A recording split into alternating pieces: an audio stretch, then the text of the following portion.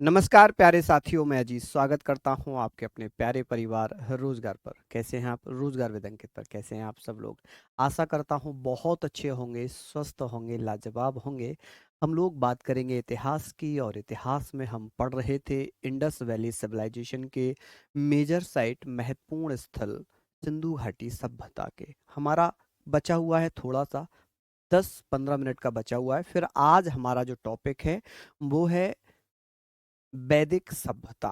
वैदिक सभ्यता भी हम लोग पढ़ेंगे, लेकिन पहले कुछ मेजर साइट हम पढ़ लेते हैं इंडस वैली सिविलाइजेशन की। आप सभी को आभार, अभिनंदन।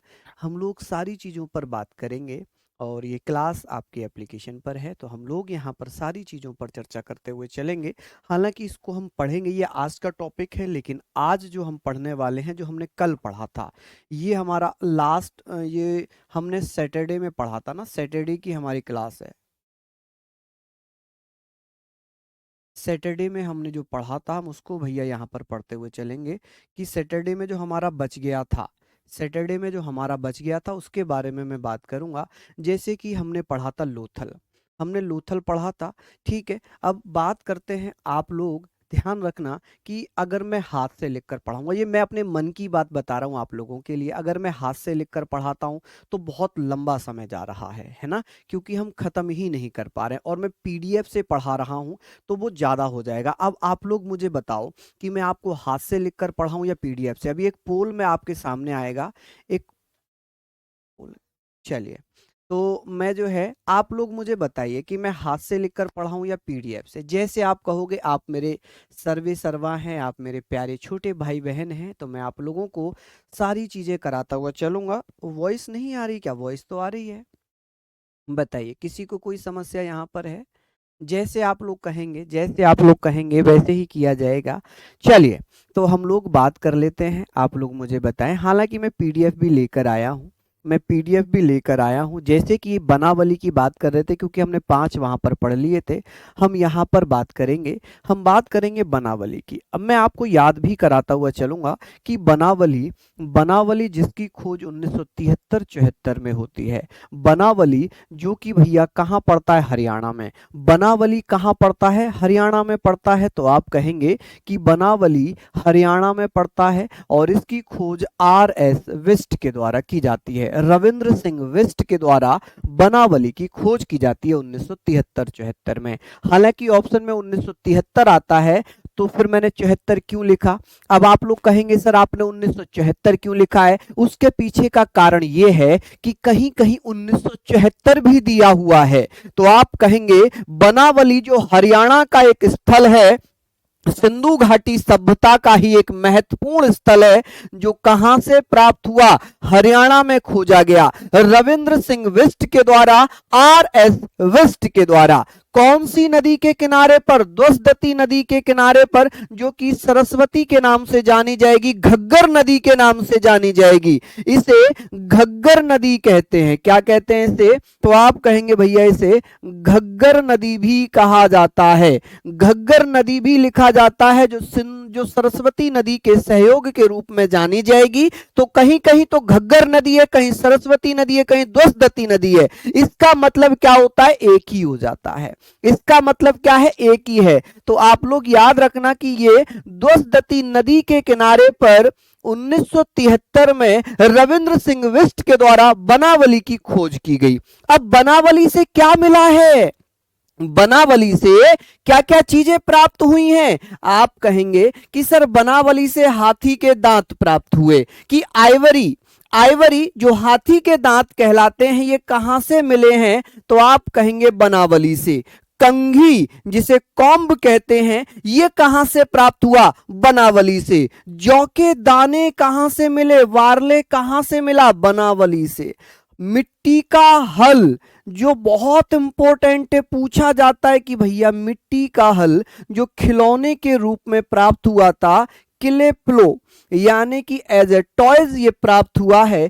मिट्टी का हल कहां से मिला था? मिट्टी का हल कहां से मिला था? आप कहेंगे भैया बनावली से। अब आप लोग मेरे साथ बोलो, याद हो जाएगा, मैं याद भी करा दूंगा आपको, और पीडीएफ तो आपको मिल ही जाएगी।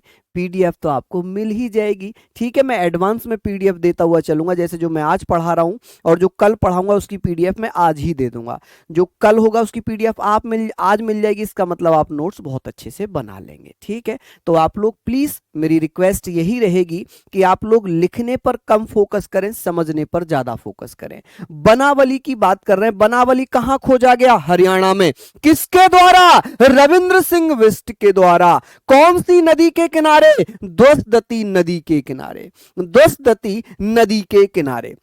क्या क्या मिला? हाथी के दांत, कंघी और भैया जौ। जो जौ के दाने हैं जिसे बारले कहते हैं। मिट्टी का हल कहां से मिला? मिट्टी का हल कहां से मिला है साथियों? आप कहेंगे भैया बनावली से। कहां से? बनावली से। मैं पोल करवा लेता हूं, हैंड और पीडीएफ। एक पोल कर देना भाई। ठीक है, विच ऑप्शन इज करेक्ट रहने दो बस, और ऑप्शन ए लिख दो हाथों से, हैंड रिटन। चलिए, ये आप लोगों ने लिख लिया। कालीबंगा की मैं बात कर लेता हूं। कालीबंगन कह लें, कालीबंगा कह लें, ये घग्गर नदी के किनारे पर राजस्थान में प्राप्त हुआ है। 1953 में अमलानंद घोष ने इसकी खोज कर दी। क्या कर दी जी? खोज हो गई। कि खोज किसने की थी? अमलानंद घोष ने। लेकिन बीके थापर ने 1960 में इसका उत्खनन कराया था। क्या कराया था? उत्खनन, यानी कि खुदाई कराई थी। क्या कराई थी जी? खुदाई। खुदाई मतलब माइनिंग कराई थी। क्या कराई थी जी? माइनिंग कराई थी। ये चीजें भी आप लोग याद रखेंगे। जल्दी से मुझे बताइए कि कालीबंगन की खोज, कालीबंगा की खोज 1953 में अमलानंद घोष के द्वारा की जाती है, घग्गर नदी के किनारे पर, जो राजस्थान में पड़ता है। कालीबंगन कहां पड़ता है? कालीबंगन कहां पड़ेगा? तो आप कहेंगे भैया, चलिए जल्दी जल्दी से बताइए। ठीक है, जल्दी से बताइए। हाँ ठीक है, रहने दो इतना ही। अब बात करेंगे राजस्थान से। इसका अर्थ है काले रंग की चूड़ियां। कालीबंगन या कालीबंगा का जो अर्थ है वो है काले रंग की चूड़ियां। यानी कि ये भैया किसके लिए प्रसिद्ध है? मिट्टी से बने हुए बर्तनों के लिए प्रसिद्ध है, जिसे ब्लैक वेंगल्स यानी कि काले रंग की चूड़ियां कहा जाता है। जुते हुए खेत और चूड़ियों के साक्ष्य कहां से मिले हैं? कालीबंगा से। और ये किसके लिए फेमस है कालीबंगा? तो मिट्टी के बर्तनों के लिए। मिट्टी के बर्तनों के लिए फेमस है। मिट्टी के बर्तनों के लिए प्रसिद्ध है। कौन प्रसिद्ध है? तो आप कहेंगे भैया कौन प्रसिद्ध होगा जी मेरे साथियों? आप बताइएगा, जल्दी से मुझे बताएं। हैंड से भैया, पीडीएफ से 48 आपके पास ये दिख रहा होगा ना। देखिए यहां पर है आपके पास, हैंड से हैं 46, पीडीएफ से हैं 48। और चलिए, तो हैंड रिटर्न कर लेते हैं क्योंकि आप लोगों को समस्या हो जाएगी। चलिए भाई हैंड रिटर्न कर लेते हैं, कोई बात नहीं, कोई बात नहीं। तो मैं यहाँ पर बनावली लिख देता हूँ। बनावली तो आपने लिख ही लिया होगा, ये भी आप लोग लिख लीजिए। कालीबंगा है ना, इससे आगे हम लोग चलते हैं। इससे आगे हम लोग चलते हैं, कालीबंगा से आगे हम लोग चल लेंगे। ठीक है, ये वाला आपने पढ़ लिया। ये कालीबंगा को मैं और कंप्लीट करा देता हूँ, फिर मैं आप लोगों के आ जाऊंगा हैंड से। ठीक है, कालीबंगा से क्या क्या प्राप्त हुआ था? तो 7 हवन कुंड प्राप्त हुए थे। कि कालीबंगा से भैया जुते हुए खेत प्राप्त हुए थे। ठीक है, जुते हुए प्राप्त हाथ से ही लिखेंगे। ठीक है जी। चलिए, अब बात करेंगे कि सर कैमल वॉर्म्स कहाँ से मिली थी? ऊंट की हड्डियों के साक्ष्य कहाँ से प्राप्त हुए थे? तो कालीबंगा से ही ऊंट की हड्डियों के साक्ष्य मिले थे। ठीक है, भूकंप के साक्ष्य कहाँ से मिले थे? एविडेंस ऑफ अर्थक्वेक कहाँ से मिले थे? कालीबंगा से। कि भैया अब कैसे पता चला कि अर्थक्वेक आया होगा, भूकंप आया होगा? तो कुछ जो जगह थी वो जमीन में घुसी हुई थी, कुछ बिल्डिंग, कुछ घर, इमारत गिरी हुई थी, जिससे ये पता चल रहा था कि अर्थक्वेक आया था, कि अर्थक्वेक आया था। ठीक है, चलिए बात करेंगे लकड़ी की बनी हुई नालियां, वुडन गटर कहां से मिले थे? तो कालीबंगा से। कहां से मिले थे? कालीबंगा से मिले थे, बहुत महत्वपूर्ण है। और एविडेंस ऑफ फ्यूनरल, ये भी बहुत इंपॉर्टेंट होगा कि भैया अंत्योष्टि संस्कार, जब कोई व्यक्ति मर जाता है तो उसका जो अंतिम संस्कार किया जाता है, जिसे अंतिम संस्कार कहते हैं, या भैया अंत्योष्टि संस्कार कहते हैं। ये सारी चीजें आप लोग लिख लेंगे, ठीक है। इनको आप लोग लिख लीजिए यहां तक। फिर मैं ये हाथ से लिखकर पढ़ा देता हूँ रोपड़ से, क्योंकि बहुत सारे बच्चे हैं, किसी को दिक्कत हो सकती है। कोई दिक्कत नहीं, मैं हाथ से लिखकर पढ़ाऊंगा सारा, ठीक है। छोड़िए, क्योंकि आपको याद कराना, मेरा पर्पस आपको याद कराना है, ठीक है। मेरा उद्देश्य सिर्फ और सिर्फ आपको याद कराना है और आपको नोट्स बनवाने हैं अच्छे से, ठीक है जी। चलिए यहां तक आप लोग पहले इसको नोट डाउन कर लीजिए, उसके बाद मैं आपकी हाथ से लिखकर पढ़ाऊंगा 8वें नंबर से रोपड़ से, ठीक है। चलिए यहां तक आप लोग लिख लेंगे क्या, मुझे बताएं, क्या यहां तक आप लोग लिख लेंगे? जल्दी जल्दी से बता दीजिए। ये पीडीएफ भी मैं आपको दे दूंगा, इसी पीडीएफ के नीचे मैं आपको दे दूंगा। चलिए यहां तक हम लोग बात करेंगे, रोपड़ से हम पढ़ते हैं। कहां से? रोपड़। आप कहेंगे भैया रोपड़, रोपड़ की खोज कहां पर होती है जी? रोपड़ की खोज कहां पर होती है, जल्दी से बताइए कि सर जो रोपड़ है, रोपड़, इसकी खोज कहां हुई है, कब हुई है, कौन करता है? रोपड़ की खोज के बारे में बात करेंगे। रोपड़ की खोज भैया कब हो जाती है? 1953 में। कब हो जाती है? 1953 में इसकी खोज हो जाती है। कब? रोपड़ की खोज कब हो गई? 1953 में। और किसके द्वारा की जाती है इसकी खोज? आप कहेंगे सर रोपड़ की खोज यज्ञदत्त शर्मा के द्वारा। किसके द्वारा? यज्ञदत्त शर्मा। अब कभी कभी ऑप्शन में यज्ञदत्त शर्मा ना लिखकर क्या लिखा रहता है? By D Sharma. By D Sharma यानी कि यज्ञदत्त शर्मा लिखा रहता है। कि रोपड़ भैया कौन सी नदी के किनारे पर खोजा गया था? तो रोपड़ खोजा गया है मेरे लाडलो पंजाब में सतलज नदी के किनारे पर। कहां पर? सतलज नदी के किनारे पर। सतलज नदी के किनारे पर। कहां पर खोजा गया है? सतलज नदी के किनारे पर खोजा गया है। चलिए अब ये बताइए कि भैया ये सतलज नदी के किनारे पर खोजा गया कहां पर? पंजाब में। कहां पर खोजा गया ये? पंजाब में। तो किसी को कोई आपत्ति माय डियर? चलिए कि रोपड़ की खोज कब होती है? 1953 में। किसकी खोज हो जाती है? तो आप कहेंगे जी रोपड़ की खोज हो जाती है 1953 में। और कौन करते हैं? यज्ञदत्त शर्मा करते हैं। कौन सी नदी के किनारे पर? सतलज रिवर के किनारे पर। कहां पर? पंजाब में। कहां?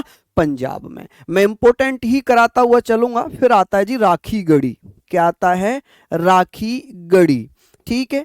हम एक एक पेज को याद करते हुए चलेंगे। हम एक एक पेज को याद करते हुए चलेंगे कि भैया राखी गढ़ी की खोज कब होती है।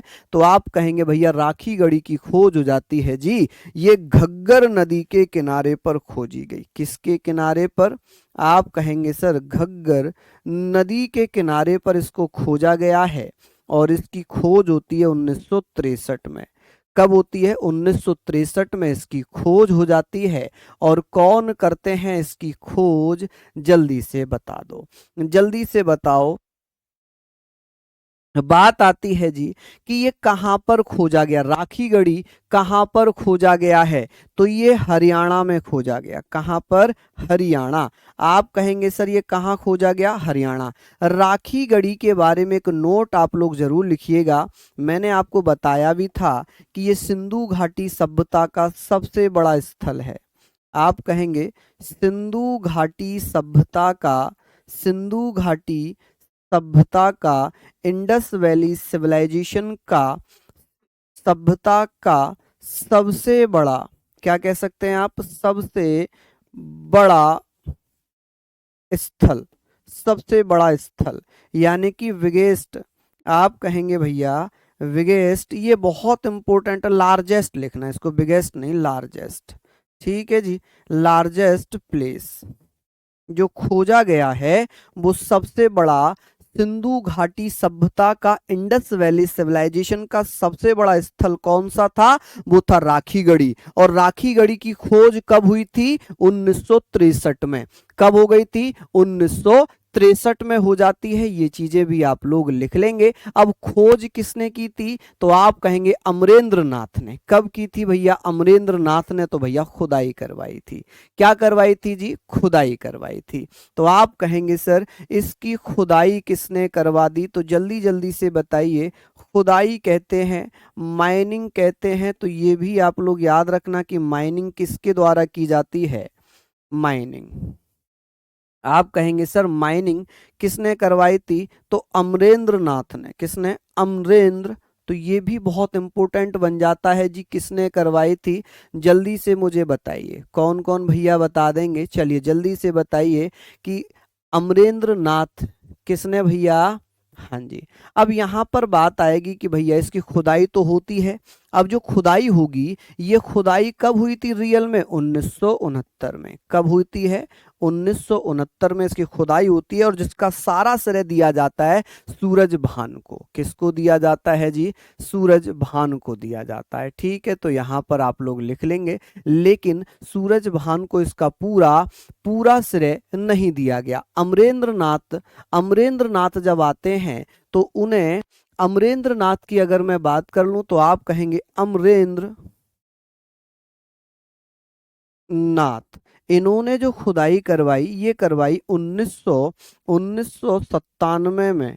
कब, 1997 में इसकी खुदाई इनके द्वारा करवाई गई। जबकि यहां पर किसने करवाई थी, सूरज भान ने। किसने करवाई थी, सूरज भान ने। ठीक है जी। तो ये आप लोग याद रखना कि सूरज भान के द्वारा सर्वप्रथम खुदाई 1969 में करवाई गई है, और अमरेंद्र नाथ के द्वारा खुदाई 1997 में करवाई गई है। यहां तक आप लोग इसको लिख लीजिएगा। ठीक है जी। चलिए, ये हमने पढ़ लिया। अब बात आती है कुछ महत्वपूर्ण फैक्ट की, फिर हम चलेंगे महत्वपूर्ण फैक्ट, तथ्य या महत्वपूर्ण इंपोर्टेंट फैक्ट्स की अगर मैं बात करूंगा, कि जैसे कि सिंधु घाटी सभ्यता का क्षेत्रफल तो मैंने बता ही दिया था कि सर सिंधु घाटी सभ्यता का जो समाज था, समाज कैसा था, सोसाइटी कैसी थी। तो आप कहेंगे कि सिंधु घाटी सभ्यता में जो समाज था वो मात्र सत्तात्मक था। माता ही परिवार का मुखिया होती थी। माता ही परिवार का मुखिया होती थी। ठीक है जी। कौन होती थी, माता ही परिवार का मुखिया होती थी। अब यहाँ पर बात होगी कि भैया माता, समाज कैसा था, मात्र सत्तात्मक। मात्र सत्तात्मक समाज था, यानी कि मैट्रियार्कल। ये मैंने शायद आपको कल भी बताया था ना, मैंने ये कल भी बताया था, सॉरी सैटरडे में। मैट्रियार्कल, आप कहेंगे मैट्रियार्कल का मतलब ये होता है कि परिवार का मुखिया कौन होती थी। मैं इसको लिख दूं कि परिवार का मुखिया कौन होती थी। परिवार का मुखिया किसे माना जाता था इस समय, तो परिवार का मुखिया, हेड ऑफ फैमिली किसे माना जाता था, हेड ऑफ फैमिली। आप कहेंगे हेड ऑफ फैमिली किसे माना जाता था, माता को। किसको, माता को। ठीक है जी। इसका मतलब ये हो जाता है मदर को परिवार का मुखिया माना जाता था। अब बात आती है कि भैया कि जो इसका आकार भी हमने पढ़ लिया था, लिपि क्या थी इसकी, लिपि।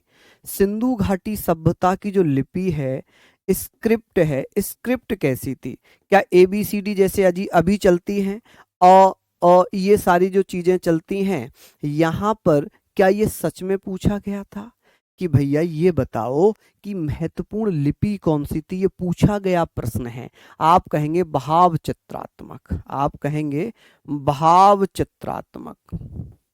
भाव चित्रात्मक का क्या मतलब होता है कि चित्र को देखकर समझना। चित्र को देखकर समझना, जिसको पिक्टोग्राफी कहते हैं। इसको क्या बोलते हैं भैया, पिक्टोग्राफी। पिक्टोग्राफी। ठीक है, इंग्लिश वाले बच्चे पिक्टोग्राफी लिखेंगे। भाव चित्रात्मक, स्क्रिप्ट कैसी थी, भाव चित्रात्मक। इसको पढ़ा नहीं गया है, पढ़ा नहीं गया है। इसको रीड नहीं किया गया, पढ़ा नहीं गया है। ये ऐसी लिपि है जिसको पढ़ा नहीं गया है। ठीक है, ये पढ़ी नहीं गई है। चलिए, हाँ मैं दे दूंगा, जो मैं ये वाली पूरी PDF दूंगा मेरे लाडलो, ये सारी PDF मैं आपको प्रोवाइड करवा दूंगा। ठीक है, लेकिन अब आप लोगों की चॉइस ये थी कि हाथ से पढ़ाओ, तो मैं हाथ से पढ़ा दूंगा, साथ में ये PDF भी मैं आपको दे दूंगा। पीडीएफ भी मैं आपको दे दूंगा। अब देखो पिक्टोग्राफ का मतलब क्या, ये कैसे लिखी जाती थी, तो ये भैया जैसे अभी मैं लिख रहा हूं लेफ्ट टू राइट, लेकिन इसको कैसे लिखते थे, इसको लिखने का जो तरीका था, इसको लिखा कैसे जाता था, इसको लिखते थे उल्टा, दाएं से बाएं। इसको कैसे लिखा जाता है, दाएं से बाएं, दाएं से बाएं लिखा जाता था, ठीक है जी। राइट टू लेफ्ट लिखते थे, इसको कैसे लिखते थे बेटा, राइट टू लेफ्ट लिखा जाता था। ये कैसे लिखा जाता था मेरे भैया, राइट टू लेफ्ट इसको लिखते थे, ठीक है, लिखा जाता था। अभी हम कैसे लिख रहे हैं, अभी हम लिख रहे हैं लेफ्ट टू राइट, लेकिन ये उर्दू की तरह लिखी जाती थी, ऐसे लिखना स्टार्ट करते थे और लेफ्ट तक ये जाती थी, ठीक है। चलिए बहुत बढ़िया, अब हम बात करते हैं, इसको खत्म कर देते हैं, इसको हम लोग क्या कर देते हैं, खत्म कर लेते हैं। अब बात कर लेंगे यहां पर कि भैया ये बताओ, अब हम पढ़ेंगे वैदिक सिविलाइजेशन। आज का हमारा टॉपिक है वैदिक सिविलाइजेशन, वैदिक सभ्यता, वैदिक सभ्यता, हम ये पढ़ेंगे वैदिक सभ्यता। अब आप लोग मुझे बताओ, क्या आप लोगों ने पहले वैदिक सभ्यता पढ़ रखा है, क्या आप लोगों ने वैदिक सिविलाइजेशन पढ़ रखी है, नहीं पढ़ रखी है, मैं बताऊंगा आप लोगों को सारी चीजें, है ना। आप लोगों ने जब भैया कोर्स लिया है तो आप लोगों को सारी चीजें बताई जाएंगी। वैदिक सिविलाइजेशन की बात हम लोग कर रहे हैं। आकार मैंने बता दिया था कि भैया ट्राइएंगुलर था, क्या था, ट्राइएंगुलर, त्रिभुजाकार था, क्या त्रिभुजाकार था, क्या। चलिए हमने ये पढ़ना वैदिक सभ्यता। अब वैदिक सभ्यता जो है, वैदिक सभ्यता की बात कर रहे हैं कि वैदिक सभ्यता जो है ये किससे बना है, वैदिक शब्द से। जो वैदिक सभ्यता है ये वैदिक से बना है, किससे बना है जी, वैदिक शब्द से ये बना है, किससे बना है ये, वैदिक शब्द से। तो आप कहेंगे भैया ये वैदिक शब्द से बना है, किससे बना है, वैदिक शब्द से। तो आप कहेंगे ये किससे बना हुआ है, वैदिक वर्ड से बना हुआ है, वैदिक वर्ड से बना है, और इसका अर्थ हो जाता है ज्ञान। किससे बना है वैदिक सभ्यता, तो वैदिक सभ्यता वैदिक शब्द से बना है, किससे बना है, वैदिक शब्द से बना है, ठीक है जी।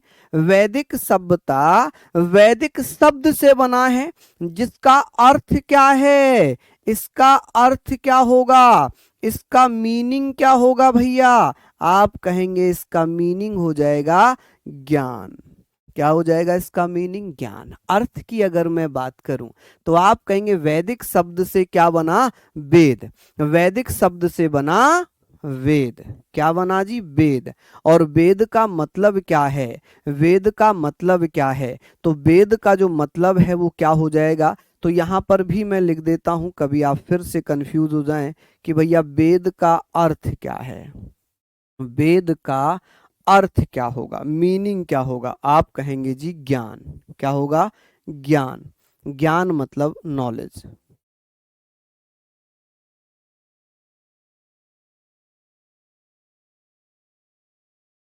नॉलेज क्या हो जाएगा भैया, नॉलेज। क्या इसको हम बोल सकते हैं, नॉलेज हम इसको बोल सकते हैं, ठीक है, ठीक है, नॉलेज हम इसको बोलेंगे। अब भैया आपसे ऐसे क्वेश्चन पूछा जाएगा, जो वैदिक सभ्यता है, वैदिक शब्द से क्या बना, वेद बना, वेद से क्या बना, वेद का अर्थ क्या है, तो आप कहेंगे वेद से बना वैदिक सभ्यता, और वेद का मतलब होता है नॉलेज, मतलब ज्ञान। क्या होता है जी, ज्ञान हो जाता है। अब बात आती है सर इस वैदिक सभ्यता के निर्माता कौन थे, इस वैदिक सभ्यता के निर्माता कौन थे, किसने बनाया था, तो आप कहेंगे सर इसके फाउंडर कौन हो जाएंगे, फाउंडर कह लें या इसके निर्माता मेकर्स कह लें, तो आप इसको फाउंडर ना लिखकर मेकर्स लिखिए कि किसके द्वारा ये सभ्यता बनाई गई थी। मेकर्स कौन थे, आर्य, कौन थे, आर्य। तो ये याद रखना कि आर्यों के द्वारा ही वैदिक सभ्यता बनाई गई है, कि वैदिक सभ्यता के निर्माता कौन है, आर्य। अब बात आती है वैदिक सभ्यता किससे बना है, वैदिक शब्द से बना वेद, और वेद का सही मतलब होता है ज्ञान, वेद का सही मतलब क्या होता है, ज्ञान। तो आप बताना भैया, वैदिक सभ्यता के निर्माता कौन थे? आर्य थे। कौन थे? आर्य।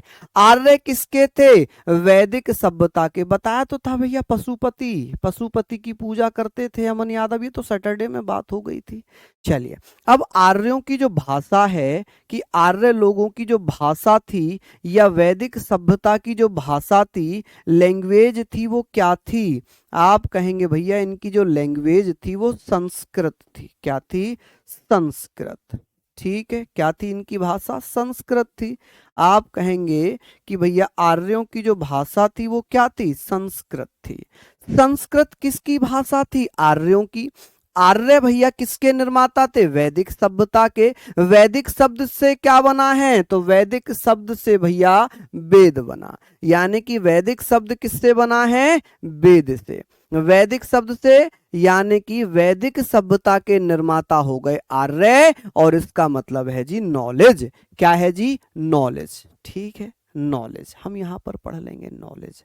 चलिए, अब बात आती है, वैदिक सभ्यता को दो भागों में डिवाइड कर दिया।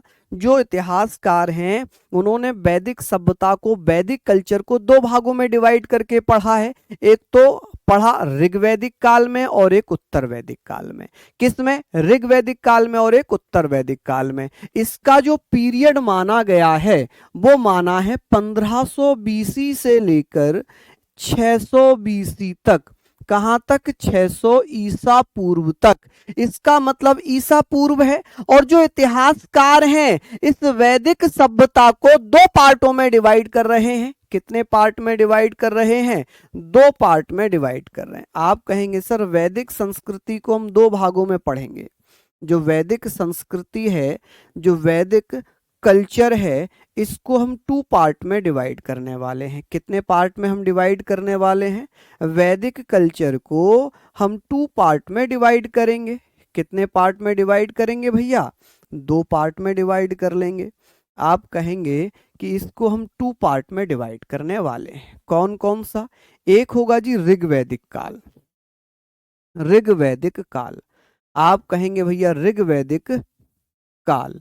ऋग्वैदिक काल को हम क्या पढ़ेंगे? आप कहेंगे भैया इसको ऋग्वैदिक काल ही पढ़ा जाएगा। ऋग्वैदिक पीरियड इंग्लिश में लिखेंगे। ठीक है, एक हो जाएगा उत्तर वैदिक काल। क्या हो जाएगा? उत्तर वैदिक काल। उत्तर वैदिक काल, कि उत्तर वैदिक काल जिसे पोस्ट वैदिक पीरियड कहते हैं। क्या कहते हैं? पोस्ट वैदिक पीरियड। पोस्ट वैदिक पीरियड हम इसे बोलेंगे। और इसका काल कब से कब तक हो जाएगा? ये हो जाएगा 1000 बीसी से लेकर 600 बीसी तक। तो फिर ये कब से कब तक है? इसको हम पढ़ेंगे 1500 बीसी से लेकर 1500 बीसी से लेकर 1000 बीसी तक। कहां तक? 1000 बीसी तक। और ये 1000 बीसी से 1000 बीसी से लेकर हम पढ़ेंगे उत्तर वैदिक काल को 600 बीसी तक। ऋग्वैदिक काल को हम पढ़ेंगे भैया, ऋग्वैदिक काल को हम पढ़ेंगे कितने से कितने तक? तो आप लोग कहेंगे 1500 बीसी से लेकर 600 बीसी तक। कब से कब तक पढ़ेंगे इसको हम? तो आप कहेंगे सर इसको हम पढ़ेंगे 1500 बीसी से लेकर 1000 बीसी तक। 1000 बीसी तक। अब ऋग्वैदिक काल की चर्चा करते हैं पहले।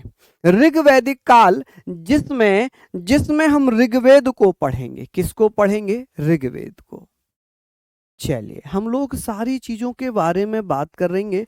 बेटा देखिए, हिंदी और इंग्लिश दोनों ही लिखना पड़ेगा। आप लोग भली भांति जानते हैं कि बहुत सारे बच्चे ऐसे होंगे जिनको हिंदी नहीं आती होगी, वो इंग्लिश ही पढ़ना चाहेंगे। बहुत सारे बच्चे होंगे जो इंग्लिश में नहीं चाहते, हिंदी हिंदी चाहते हैं।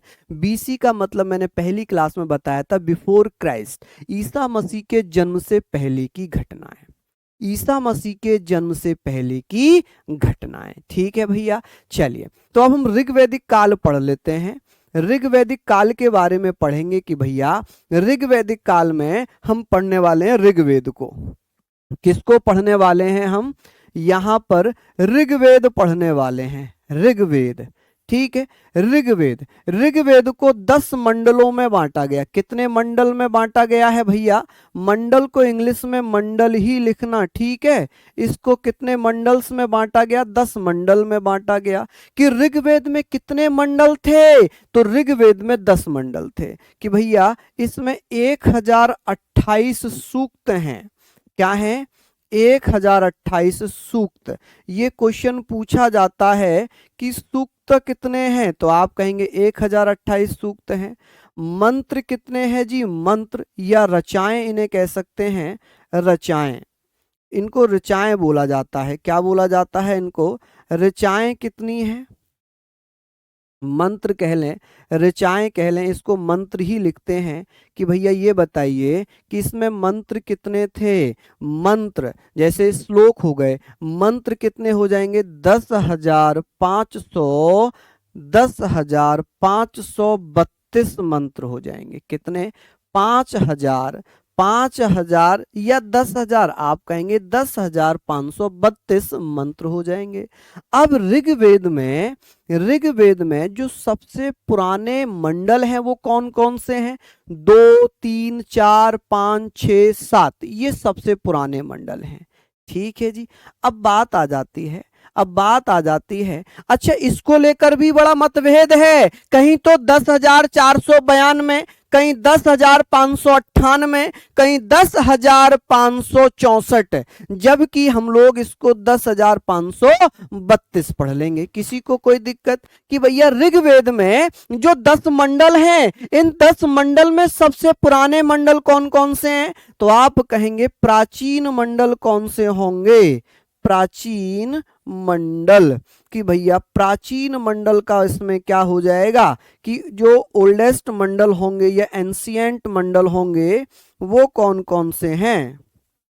एंशिएंट मंडल आप कहेंगे सर 2 से लेकर 7 तक।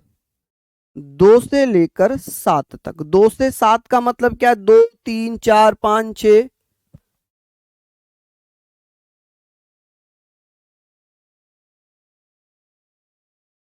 चलिए बहुत बढ़िया। यहां पर हम लोग बात कर लेते हैं कि सर इसका मतलब क्या है कि 2, 3, 4, 5, 6, 7 ये पुराने मंडल हैं, जबकि ऋग्वेद में जो नए मंडल जोड़े गए हैं, नए मंडल कौन कौन से जोड़े गए हैं जिन्हें बाद में जोड़ा गया है? न्यू मंडल कौन कौन से हो जाएंगे भैया? कि इसमें कौन कौन से नए मंडल हो जाएंगे? लूसेंट को भूल जाइए, अभी लूसेंट को यहां पर याद मत करिए, भूल जाइए।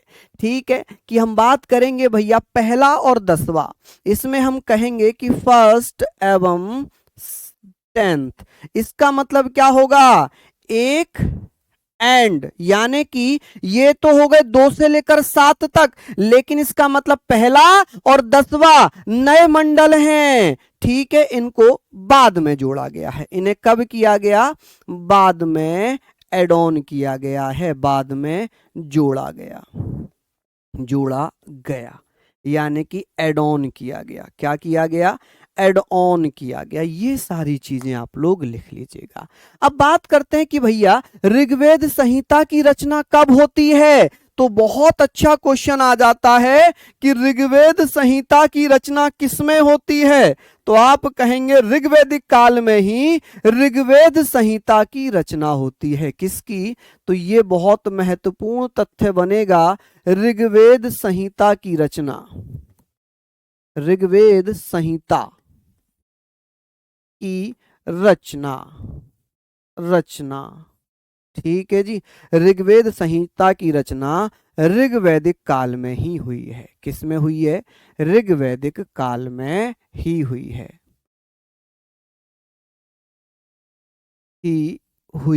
है। हम यहां पर बात करेंगे। अभी मैं आपको याद भी कराऊंगा। जल्दी से बताइए कि वैदिक संस्कृति को कितने भागों में डिवाइड किया? 2 भागों में। कि ऋग्वैदिक काल में उत्तर वैदिक काल में। ऋग्वैदिक काल 1500 बीसी से लेकर 1000 बीसी। बीसी का मतलब होता है बिफोर क्राइस्ट। मैं इसकी फुल फॉर्म लिख रहा हूं, आप लोग चाहें तो लिख लेना, बिफोर क्राइस्ट।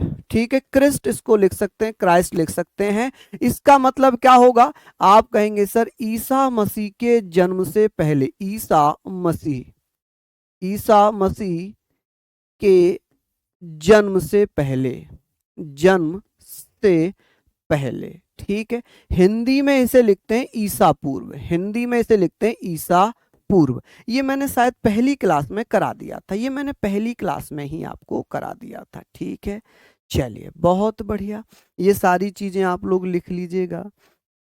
ठीक है, यहां तक हमने पढ़ लिया। अब ये सारी चीजें आप बताएं। ऋग्वेद संहिता की रचना ऋग्वैदिक काल में ही हुई है, कि जो ऋग्वेद संहिता है, ऋग्वेद है, इसके उपवेद हैं, ठीक है, इसकी रचना किस में हुई है? ऋग्वैदिक काल में ही हुई है।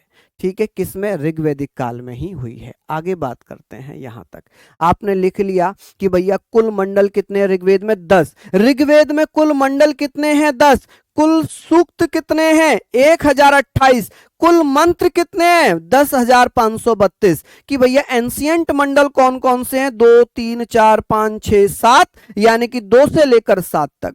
नए मंडल कौन कौन से जोड़े गए? 10 और 1 और 10। बाद में किस किस को जोड़ा गया है? 1 को और 10 को, यानी कि 1 और 10वां मंडल बाद में जोड़ा गया। यहां तक आप लोग प्लीज नोट डाउन कर लीजिए, यहां तक प्लीज नोट डाउन कर लीजिएगा।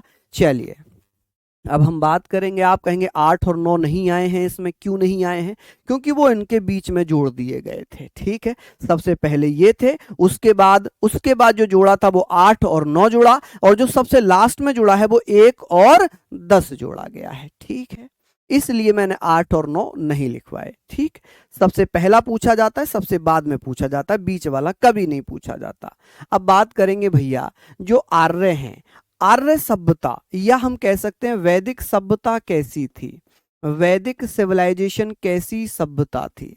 जल्दी से मुझे बताइए, वैदिक सभ्यता, वैदिक सिविलाइजेशन कैसी सभ्यता थी? कौन कौन भैया बताएंगे वैदिक सिविलाइजेशन कैसी सभ्यता थी?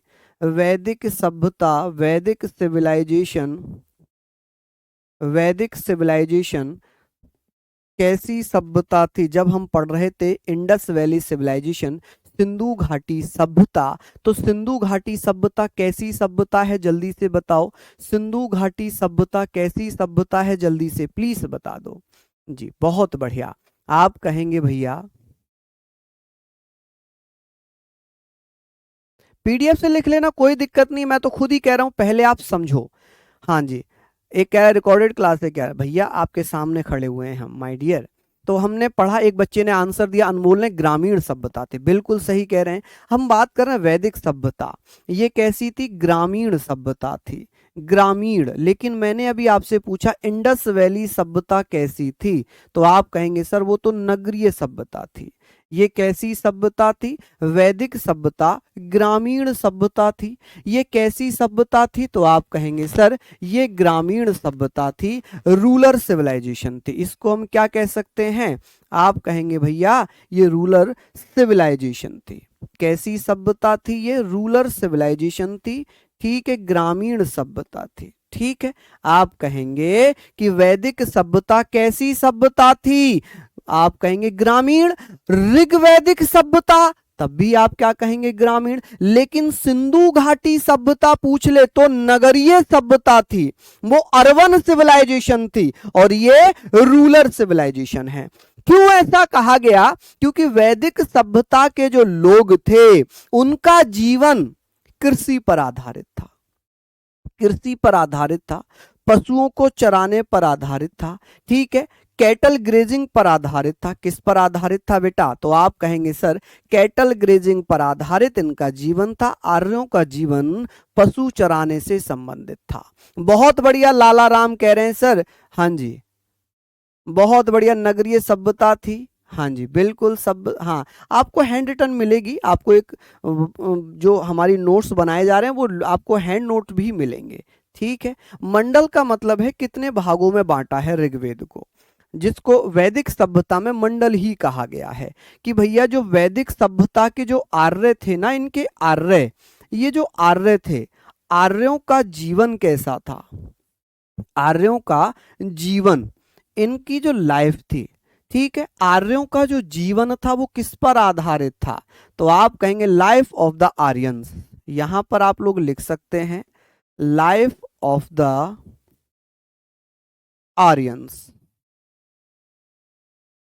इनकी जो लाइफ थी वो कैसी थी, तो पशु चराने पर आधारित थी। किस पर, पशु चराने पर आधारित थी, पशु चराने पर आधारित थी, आधारित, ठीक है जी, आधारित। आप कहेंगे based on the cattle grazing, आप कहेंगे भैया based on the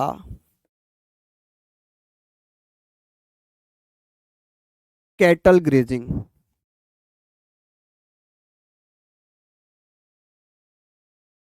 cattle grazing, ये चीजें आप लोग लिख लीजिएगा कि पशु चराने पर आधारित थी ग्रेजिंग। तो ये बहुत इंपॉर्टेंट हो जाती हैं चीजें कि जो आर्य लोग थे इनका जो जीवन था ये पशु चराने पर आधारित था। कैसे आधारित था, पशु चराने पर आधारित था।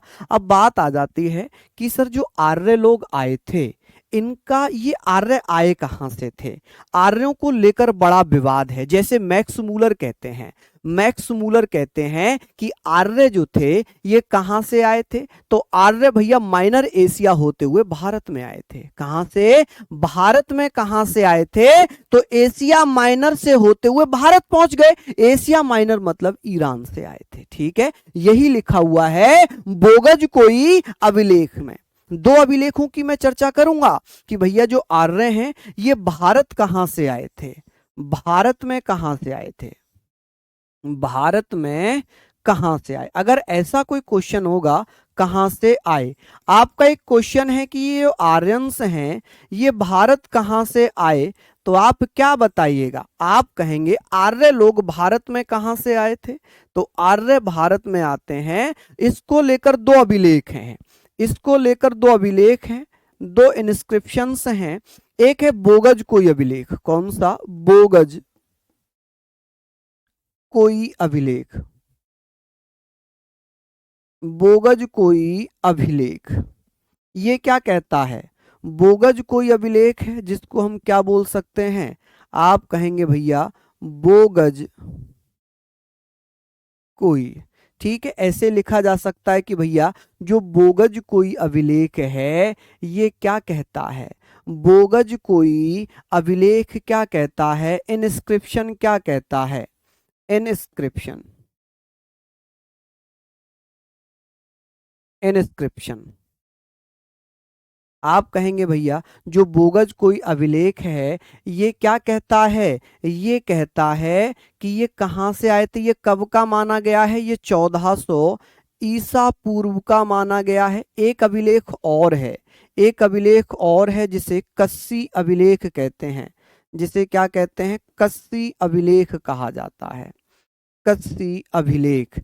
ये क्या कहते हैं, अभिलेखों का मतलब होता है इतिहास का पुराना रिकॉर्ड, जिसे हम क्या बोल सकते हैं, आप कहेंगे सर कस्सी इनस्क्रिप्शन। ये कब का है, ये 1600 ईसा पूर्व का है, ये 1600 ईसा पूर्व का है। और इन दोनों में क्या बताया गया है, इन दोनों में ही बताया है कि आर्य, ये जो आर्य हैं ये आर्य एशिया माइनर से आए थे, आर्य मध्य एशिया से भारत आए। कहाँ से, मध्य एशिया से भारत आए, मध्य एशिया यानी कि माइनर एशिया। आप कहेंगे सर मध्य एशिया से भारत आए, इंग्लिश वाले बच्चे इसको माइनर एशिया लिख लेना, भारत आए। और बेसिकली जो मध्य एशिया है इसे हम क्या कह सकते हैं कि सर ये ईरान से भारत आए थे। कहाँ से, ईरान से भारत आए, ईरान से भारत आए। आप कहेंगे ईरान से भारत आए। क्वेश्चन पूछा गया है कि जो आर्य लोग थे, जो वैदिक सभ्यता के निर्माता थे, ये कहां से होते हुए भारत आए थे, तो आर्य मध्य एशिया से भारत आए, मतलब ईरान से अफगानिस्तान और फिर भारत में प्रवेश कर लिया। तो ईरान से भारत आ गए। ऐसे दो अभिलेख मिले हैं। कौन कौन से अभिलेख मिले हैं? एक तो बोगज कोई अभिलेख है और एक कस्सी अभिलेख है। इन दोनों में ही कहा गया है कि ये कहां से होते हुए भारत आए। अब बात ये हमने पढ़ ली, इनके मूल स्थानों को लेकर बड़ी चर्चा है। जैसे कि मैक्स मूलर 1800 ये क्या कहता है, मैक्स मूलर ने सबसे पहले क्या किया, 1853 में सबसे पहले आर्य शब्द का प्रयोग किया। सबसे पहले जो मैक्स मूलर है ये क्या कहता है, ये क्या कहता है, ये क्या कहता है, तो आप लोग कहेंगे, आप कहेंगे भैया हाँ जी, चलिए बहुत बढ़िया। तो आप कहेंगे 1853 में आर्य शब्द का प्रयोग किसने किया था? आर्य ने। चलो मैं यहां पर एक लिख देता हूं, एक पॉइंट लिखता हूं, आर्यों का मूल स्थान, का मूल स्थान, मूल स्थान। देखिए मूल स्थान की बात होगी कि आर्य कहां से आए थे। सबसे पहला जो माना गया तथ्य है, जो सर्टिफाइड है, वो ये है कि मैक्स मूलर क्या कहता है, मैक्स मूलर जो इतिहासकार है, मैक्स मूलर क्या कहता है, मैक्स मूलर ने 1853 में आर्य शब्द का प्रयोग किया। 1853 में आर्य शब्द का प्रयोग किया, ठीक है, आर्य शब्द का प्रयोग किया कि भैया आर्य शब्द का प्रयोग सबसे पहले किसने किया था? तो 1853 में आर्य शब्द का प्रयोग सबसे पहले मैक्स मूलर ने कहा। और मैक्स मूलर ने कहा कि जो आर्य थे ये आर्य कहां से आए थे? तो भारत में मैक्स मूलर के अनुसार जो आर्य आए थे ये कहां से आए थे? एशिया माइनर से। कहां से? हाँ जी, एक बच्चा कह रहा है सर बहुत, हाँ एक बच्चा कह रहा है कि सर बहुत डाउट है, प्लीज पूछिए, जल्दी पूछिए। वैसे डाउट हम लास्ट में पूछ लेंगे, जल्दी जल्दी से आप लोग बताइएगा। हम लोग यहाँ पर बात करेंगे कि आर्य लोग कहाँ से आए थे, तो आप कहेंगे सर मध्य एशिया से। कि मैक्स मूलर के अनुसार कहाँ से आए थे? मध्य एशिया से। कहाँ से? मध्य एशिया से। तो आप कहेंगे सर कहां से आए? मध्य एशिया से। ठीक है, एक इतिहासकार ये हो गए। एक दूसरे इतिहासकार की चर्चा करेंगे,